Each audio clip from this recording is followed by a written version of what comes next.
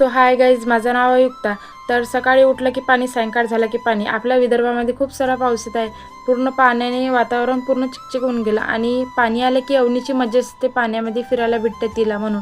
आणि इकडे सकाळी उठून छान अशी फ्रेश वगैरे झाली आणि इकडे बेड बिस्तर लावायला घेतला। छान असं बेड बिस्तर वगैरे ठेवून घेतला। त्यानंतर आज सकाळी मी नाश्त्यामध्ये फोडणीचा भातच बनवणार होती, छान असं बनवला आणि नाश्ता वगैरे करून घेतला। त्यानंतर जेवणामध्ये आज मला बनवायचं होतं मसाले भात, वांग्याचं भरीत आणि पोळी बनवायची होती। सगळेजण बोलले की पाण्याचं वातावरण आहे युक्ता, काहीतरी चटपटीत बनव। मग मी म्हटलं की आज मसाले भात आणि वांग्याचं भरीतच बनवायचं। तर त्यानंतर स्वयंपाक वगैरे करून घेतला आणि बाहेर येऊन बघते तर काय पाणी पूर्ण गेला होता। तर इकडे वातावरण बघा किती छान होतं। आणि त्यानंतर मी एक छोटीशी सेल्फी वगैरे काढून घेतली। त्यानंतर पूजा वगैरे करून घेतली।